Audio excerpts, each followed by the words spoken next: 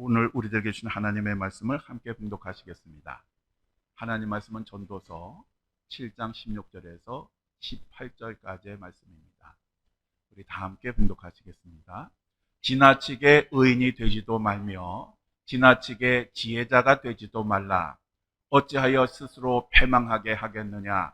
지나치게 악인이 되지도 말며 지나치게 우매한 자가 되지 말라. 어찌하여 기한 전에 죽으려고 하느냐. 너는 이것도 잡으며 저것에서도 내 손을 놓지 아니하는 것이 좋으니 하나님을 경외하는 자는 이 모든 일에서 벗어날 것임이니라. 아멘. 자리에 앉아 주십시오. 오늘은 전도서 7장 16절 18절까지의 말씀을 가지고 지나치게 의인도 지나치게 악인도 되지 말라라는 제목으로 함께 말씀을 나누겠습니다. 아주 옛날 옛적에 초나라에 무기를 파는 상인이 있었습니다. 이 상인이 어느 날 창을 하나 딱 들어 보이더니, 여러분, 이 창은 세계의 어떤 방패도 뚫을 수 있는 그런 창입니다 라고 얘기를 했습니다. 그러면서 조금 있다가 방패를 하나 들더니, 여러분, 이 방패는 세상의 어떠한 창도 막을 수 있는 그런 방패입니다 라고 말을 했습니다. 그래서 거기에 있던 중에 어떤 사람이, 그러면 당신이 파는 그 창을 가지고 당신이 파는 그 방패를 뚫으면 어떻게 됩니까? 라고 물었습니다. 그때 그 상인은 아무 대답도 하지 못했습니다. 바로 이 이야기에서 모순이라고 하는 단어가 생겼습니다. 모순이라고 하는 말은 어떤 사실의 앞뒤, 행동이 서로 맞지 않는 그러한 것을 가리키는 것입니다. 요즘 세상에 돌아가는 것을 보면 자꾸 화가 납니다. 왜 그렇게 사람들이 모순된 주장을 하고 모순된 행동을 하는지 모릅니다. 말과 행동의 앞뒤가 도대체 맞지가 않습니다. 상식은 찾아볼 수 없고 힘에 의한 논리에 의해서 진리가 변합니다. 힘이 곧 진리가 되는 그러한 세상. 바로 이러한 힘에 의해서 역사가 이루어지는 그러한 모습들을 보면서 무기력함을 느끼기도 합니다. 그런데 우리가 늘 잊지 말아야 될 것이 있습니다. 그것은 이 세상에는 모순을 지니고 있지 않는 것이 하나도 없다는 것입니다. 우리가 세상을 보면서 분노하고 절망하고 좌절하고 무기력함을 느끼는 이유는 우리가 이 모순을 인정하지 않기 때문입니다. 어떤 사람이 매우 흥분을 해서 다른 사람을 막 욕하고 있었습니다. 그 사람의 요지는 사람이라면 절대로 그렇게 할 수가 없다는 겁니다. 그러자 그 옆에 있던 사람이 이렇게 얘기했습니다. 사람이란 원래 그래. 근데 그 얘기를 듣고 막 욕하던 사람이 가만히 생각해 보니 그러네? 그러면서 욕하던 것을 멈추고 웃었다는 것입니다. 우리가 이 세상이 모순 덩어리라고 하는 사실을 인정하게 되면 분노와 절망에서 벗어나서 평화를 누릴 수가 있습니다. 하나님의 없는 세상이 모순이 없어서야 되겠습니까? 마태복음 22장 15절에서 22절까지의 말씀을 보면 이런 이야기가 나옵니다. 바리새인들이 예수님의 말씀에서 꼬투리를 잡아서 종교재판에 회부하기 위해서 예수님을 찾아갔습니다. 그리고 예수님에게 예수님은 참되시고 하나님의 도를 잘 가르치시고 아무에게도 매이지 않는 아주 훌륭한 분이라고 예수님을 띄웁니다. 그리고 나서 질문을 하나 던집니다. 그것은 가이사에게 세금을 바치는 것이 옳으니까 옳지 아니하니까 라고 하는 그런 질문입니다. 여기서 가이사는 통상 로마의 황제를 가리키는 그런 단어입니다. 당시 이스라엘은 로마 제국의 지배를 받고 있었습니다. 이 세상의 창조자이시고 주관자이신 하나님의 아들이자 선택된 백성들을 구원하러 오시는 그 메시아가 이 땅에 오셨으면 당연히 로마 제국을 물리치고 억압과 서름으로부터 백성들을 자유하게 하고 하나님의 나라를 세우는 것이 당연한 것이었습니다. 그런데 그러한 예수님이 이 세상에 오셨는데 여기에 대해서는 아무 말씀도 하지 않으셨고 어떠한 행동도 하지 않으셨습니다. 정통 유대인들에게 있어서 이런 것은 받아들일 수가 없는 것이었습니다. 왜냐하면 그들이 예수님을 메시아로 인정하는 것을 거부하는 이유 중에 하나가 바로 이것이었기 때문에 그렇습니다.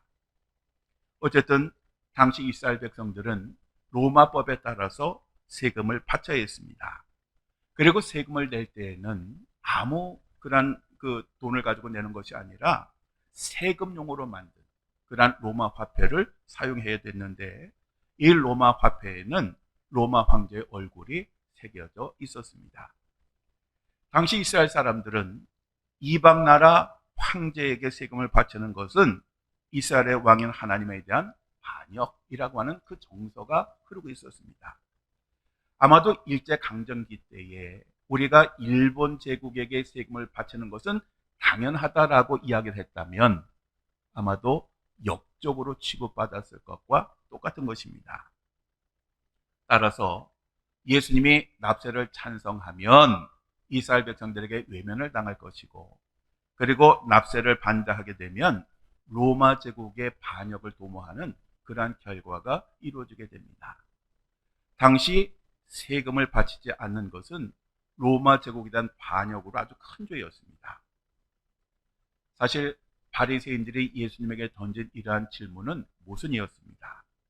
사신들은 예수님을 제거하기 위해서 정말 기가 막힌 한 수를 던졌다라고 그렇게 좋아했지만, 이것은 논리적으로는 모순을 가진 그런 질문이었습니다. 그런데 예수님께서 이러한 질문을 받으셨을 때에 바리새인들에게 세금을 낼 때 사용한 은화를 보여달라고 하신 후에 그들에게 물으셨습니다. 이 형상과 이 글이 누구의 것이냐? 그러자 예수님에게 질문을 던졌던 바리새인 중에 하나가 가이사의 것이니이다 라고 대답을 했습니다. 그러자 예수님은 그런즉 가이사의 것은 가이사에게, 하나님의 것은 하나님께 바치라 라고 그렇게 말씀하셨습니다.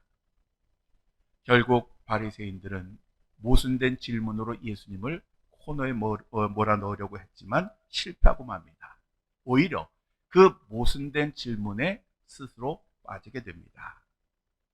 이 세상에는 모순이 가득합니다. 우리는 하나님 나라에 가기 전까지는 이 모순된 세상에서 살아야 합니다. 이 세상뿐만 아니라 내 자신도 사실 마찬가지입니다. 내 자신도 가만히 돌이켜보면 모순된 인생을 살아가고 있습니다. 마틴 루터는 그리스도인들을 의롭고 동시에 죄 많은 사람, 목적지에 닿았으면서도 목적지를 향하여 가고 있는 사람이라고 표현을 했습니다. 이 말은 모순입니다. 의인이면 의인이고 악인이면 악인이지, 의인이면서 악인이다, 이게 말이 됩니까? 목적지에 도착했으면 도착한 거지, 도착했는데 목적지를 가고 있다? 이것은 말도 되지 않는 그런 이야기입니다. 그렇지만 이 말은 분명한 사실입니다. 우리는 죄인인 동시에 의인입니다. 이것은 분명한 논리적 모순이지만 사실입니다. 우리가 예수 그리스도를 믿고 그리스도인이 되었다고 우리가 성자가 되느냐? 그렇지 않습니다. 여전히 우리는 죄 가운데 살고 있고 죄를 짓고 있고, 그리고 하나님의 자녀, 거룩한 의인이 되었음에도 불구하고 여전히 죄를 짓고 하나님 앞에 와서 그 죄를 회개하며 살아가고 있습니다. 그렇지 않나요? 전도서 7장 16절에 지나치게 의인이 되지도 말며 라고 말씀을 합니다. 이 말씀을 정말 오해하면 큰일 납니다. 이 지나치게 의인이 되지도 말라라고 하는 말씀은 너무 의롭게 살려고 하지 말라라고 하는 그런 의미가 아니라 스스로의 의를 추구하고 자랑하려고 하지 말라라고 하는 그런 의미입니다. 우리가 그리스도인이 되어서 의로운 삶을 사는 것은 정말 좋지만 스스로의 노력과 행동으로 의롭게 된다고 하는 것은 어리석은 것이라는 것입니다. 사람들은 몰라도 하나님은 우리들의 마음을 잘 아십니다. 우리의 삶이 하나님의 은혜로 의롭게 된 것인지 아니면 우리가 스스로 의롭게 되려고 노력해서 얻은 의인지를 하나님은 분명히 아십니다. 바리새인들은 스스로 의를 추구하다가 예수님께 욕을 어마어마하게 먹었습니다. 하나님의 은혜로 의로운 삶을 사는 것은 행복합니다. 그러나 우리가 스스로 의롭게 되려고 노력하게 되면 우리들의 삶이나 우리들의 신앙생활은 정말 피곤하고 힘들고 지치고 주저앉을 수밖에 없습니다. 우리가 신앙생활을 기쁘고 행복하게 하지 못하는 이유가 바로 여기에 있습니다. 김영화라고 하는 사람이 있었습니다.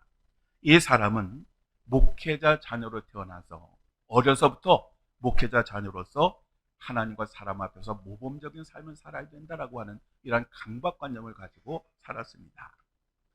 이 사람에게 집은 교회였고 교회는 곧 집이었습니다.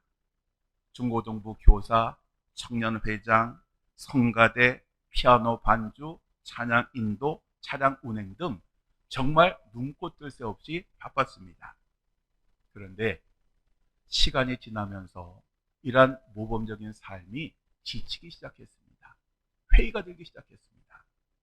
그러던 어느 날 교회 차량을 운행하고 돌아오는 길에 교통사고를 만났습니다. 그리고 손가락 하나 까딱하지 못하는 전신 마비가 되었습니다. 이 사람은 꼼짝도 못하는 그런 상황에서 하나님 아버지 살려만 주시면 제 생명을 하나님께 드리겠습니다 라고 간절히 서원 기도를 합니다. 근데 10일 만에 기적적으로 그의 마비가 풀려서 건강이 회복됩니다. 이 김영하 성도는 이러한 놀라운 체험을 한 후에 자기 자신의 신앙이 엄청나게 뜨거워질 것이라고 생각을 했습니다. 당연하지 않겠습니까? 의사들도 안 된다고 했던 놀라운 기적이 일어났으니까. 그런데 그게 2주를 가지 않았어요. 2주를 갔더니 그 하나님께서 뭔가 정말 뜨겁게 할 것 같았던 그 마음이 식기 시작했습니다. 그래서 그는 결국 어떠한 경험도 자기 자신을 변화시킬 수 없다라고 하는 그러한 결론에 이르렀고 그냥 신앙생활 그냥 되는 대로 해야 되겠다라고 그렇게 결심을 하게 되었습니다. 그는 그때까지 목회자 자녀로서 모범이 되는 것이 당연하다고 하는 그 신념으로 살았는데 이제 그 신념이 완전히 무너진 것입니다. 그런데 그가 어느 날 고린도전서 15장을 이렇게 묵상하고 있는데 그 묵상 가운데 놀라운 깨달음이 옵니다. 그것은 뭐냐 하면 그가 늘 듣고 알았던 예수님의 부활이 사실이라고 하는 것이 깨달아진 것입니다. 예수 그리스도의 부활이 사실이라고 깨달아지니까 자신을 향한 하나님의 마음이 느껴지기 시작했습니다. 그리고 자기를 얼마나 하나님이 사랑하시는지를 깊이 깨닫게 되었습니다. 그는 예수님이 십자가에 죽으시고 부활하신 것이 자신의 인생의 주인이 되시기 위함이라고 하는 것을 깨달았고 그 순간 자기 자신이 어렸을 때 열심히 애를 쓰고 수고하며 모범적인 신앙생활을 하고자 했던 것이 얼마나 어리석었던가 하는 것을 깨닫게 됩니다. 왜냐하면 그 모든 삶의 주인은 하나님이 아니라 자기 자신이었습니다. 자기 자신이 열심히 해서 모범적인 신자가 되고 자기 자신이 열심히 해서 하나님 앞에 인정을 받고 자기 자신이 열심히 해서 사람들을 감동시키고 변화시킬 것이라고 생각을 했기 때문에 그렇습니다. 바로 이러한 모든 생각을 내려놓고 하나님의 은혜를 받아들였을 때에 이제 그의 사역은 변함이 없지만 그때부터 정말 참된 기쁨, 참된 즐거움, 참된 감사가 넘치게 되었다고 하는 것입니다. 주여 나를 평화의 도구로 써주소서라고 하는 이 시를 쓴 유명한 성 프란시스가 성당 주변에 강도들이 다 진을 치고 있다가 성도들이 이 성당에 오면 그들을 대상으로 강도질을 하고 죽이는 것을 알았습니다. 다른 수도승들이 성 프란시스에게 바로 이러한 사실을 경찰에게 알려서 그 도둑들을 다 없애야 되지 않겠느냐라고 건의를 했습니다. 그저 프란시스는 그들에게 음식과 술을 준비해서 그 강도들에게 가서 잘 대접을 하고 한 가지 약속을 받아오도록 했습니다. 그 약속이 뭐냐 하면 성당에 오는 사람들을 약탈은 하되 죽이지 말라라고 하는 것입니다. 이게 잘 됐습니다. 그리고 이제 조금 시간이 지난 후에 음식을 잘 준비해서 또 그들을 강도에게 보냈습니다. 그리고 강도들에게 이제는 성일에는 물건을 훔치지 않도록 그렇게 약속을 받았어요. 또 그대로 됐어요. 이렇게 성 프란시스는 천천히, 그리고 아주 천천히 강도들을 회개의 길로 이끌었다는 것입니다. 우리가 예수님을 믿고 단번에 성자가 되면 얼마나 좋겠습니까? 우리가 예수님을 믿고 누가 보아도 언제 보아도 그리스도인다운 삶을 산다면 얼마나 좋겠습니까? 아마 이것은 저와 여러분의 간절한 바람일 것입니다. 아마 그런 사람이 있다면 정말 행복할 것입니다. 그런데 우리가 그런가요? 그렇지 않다는 것입니다. 아마 그런 사람은 정말 얼마 되지 않을 겁니다. 저는 제 주변에 그런 사람 한 번도 본 적이 없습니다. 제 자신도 마찬가지입니다. 그러니까 여러분이 오랫동안 신앙생활을 하고 성경 공부 많이 했는데 성자가 되지 않았다고 절대로 낙심하지 마십시오. 믿음의 선조들도 다 그랬습니다. 아브라함도 그랬죠. 위대한 지도자 모세도 그랬죠. 예수님의 제자들도 다 초기에는 실패를 했습니다. 우리는 우리의 노력과 의지가 아니라 오직 하나님의 은혜로 살아가고 구원받는다고 하는 사실을 절대로 잊으면 안 됩니다. 그러므로 하나님을 경외하는 사람은 지나치게 의인이 되려고도 지나치게 악인이 되려고 하지 않는 사람입니다. 육신의 생각에서 비롯된 행위는 좌로나 우로나 치우칠 수밖에 없습니다. 사도 바울도 이 진리를 깨닫지 못해가지고 초창기 때는 얼마나 몸부림치면서 괴로워했는지 모릅니다. 그래서 사도 바울이 이렇게 탄식을 했지요. 그러므로 내가 한 법을 깨달았노니 곧 선을 행하기는 원하는 나에게 악이 함께 있는 것이로다. 내 속사람으로는 하나님의 법을 즐거워하되 내 지체 속에서 한 다른 법이 내 마음의 법과 싸워 내 지체 속에 있는 죄의 법으로 나를 사로잡는 것을 보는도다. 오라, 나는 곤고한 사람이로다. 이 사망의 몸에서 누가 나를 건져내랴. 즉 사도 바울이 가만히 보니까 자기 자신의 그 마음은 하나님의 법을 따릅니다. 그런데 육신은 죄의 법을 따르는 모순된 삶을 살고 있었습니다. 이 모순된 것을 깨달으니까 얼마나 슬프고 얼마나 절망적인지 모릅니다. 그런데 이러한 탄식과 절망 속에서 한 가지 놀라운 진리를 깨닫게 됩니다. 그것은 예수 그리스도 안에 있는 생명의 성령의 법이 자신을 죄와 사망의 법에서 해방시키셨다라고 하는 것을 깨달은 것입니다. 즉 자기 자신의 선한 행동, 의로운 노력이 아니라 예수 그리스도의 그 피가, 예수 그리스도의 십자가가 자기 자신을 의롭게 하고 깨끗게 하셨다라고 하는 것을 깨달았습니다. 그때에 오는 놀라운 기쁨과 감격, 얼마나 대단했는지 모릅니다. 그래서 그가 기쁨에 넘쳐서 이렇게 고백을 합니다. 우리 함께 읽겠습니다. 누가 능히 하나님께서 택하신 자들을 고발하리요? 의롭다 하신 이는 하나님이시니 누가 정죄하리요? 죽으실 뿐 아니라 다시 살아나신 이는 그리스도 예수시니 그는 하나님 우편에 계신 자요 우리를 위하여 간구하시는 자신이라. 누가 우리를 그리스도의 사랑에서 끊으리요? 환난이나 곤고나 박해나 기근이나 적신이나 위험이나 칼이랴. 아멘. 여러분 그 감격이 느껴지십니까? 모순된 삶에 절망하던 사람이 예수 그리스도의 그 놀라운 은혜를 깨닫고 나니 얼마나 기쁩니까? 그 감격이 넘쳤는지 모릅니다. 세번역 성경은 오늘 본문 말씀을 이렇게 번역합니다. 우리 함께 읽겠습니다. 그러니 너무 의롭게 살지도 말고 너무 슬기롭게 살지도 말아라. 왜 스스로를 망치려 하는가? 너무 악하게 살지도 말고 너무 어리석게 살지도 말아라. 왜 제 명도 다 묻혀오고 죽으려고 하는가? 하나를 붙잡되 다른 것도 놓치지 않는 것이 좋다.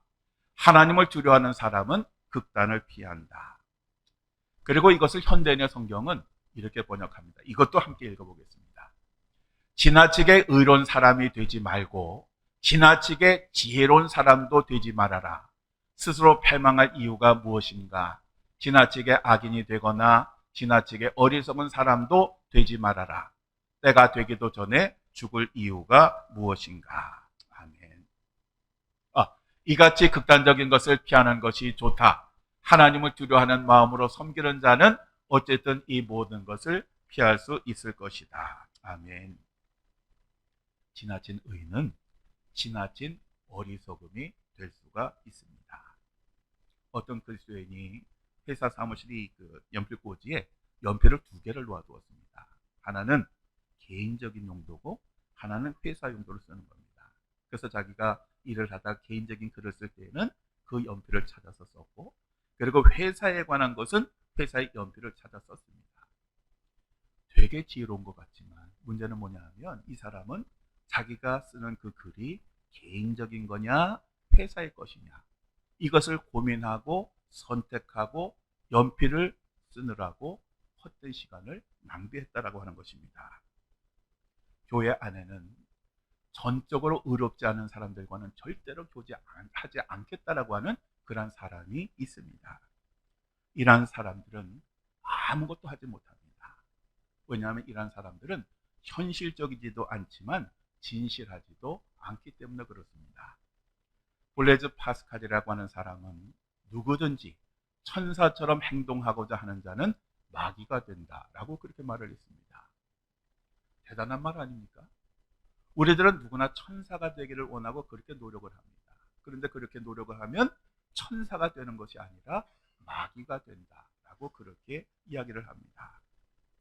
그러니 여러분은 여러분 주변에 있는 사람들을 위해서라도 인간적인 성자가 되십시오.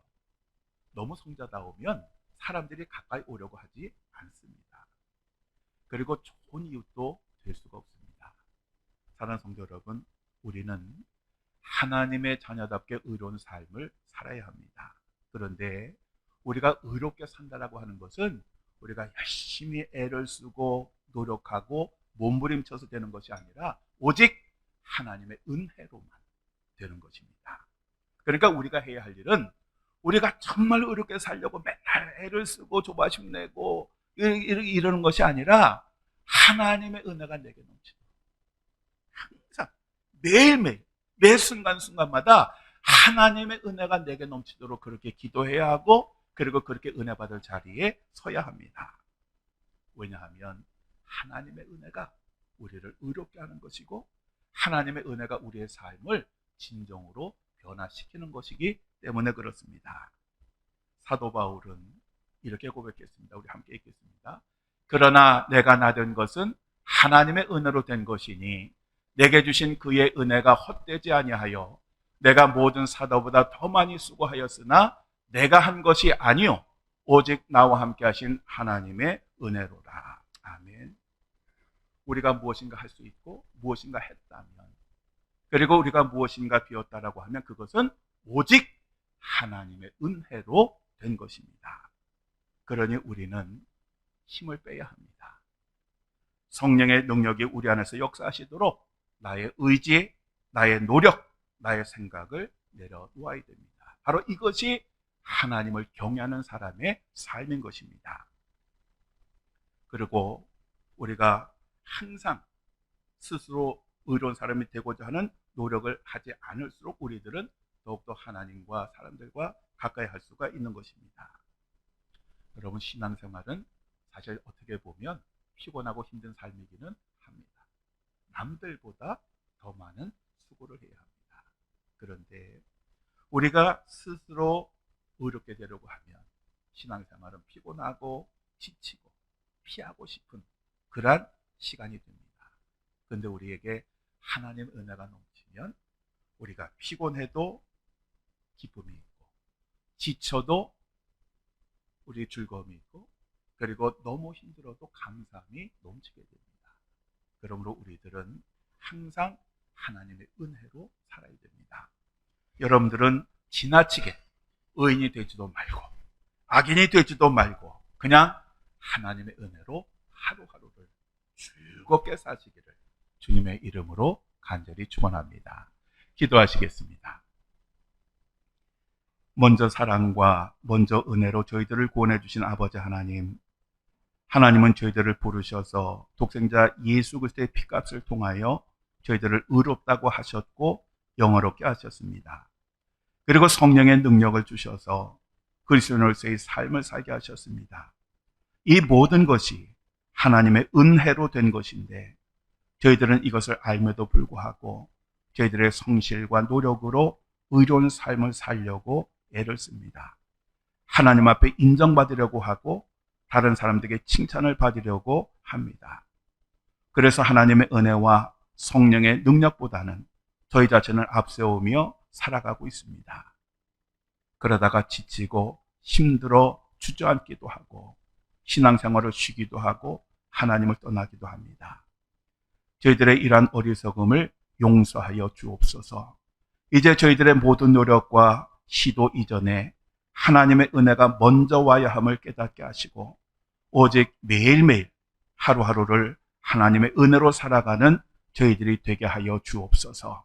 항상 하나님의 은혜를 저희들에게 부어주시고 그 은혜로 살아갈 수 있도록 성령으로 인도하여 주옵소서. 우리 주 예수 그리스도의 이름으로 간절히 기도드립니다. 아멘.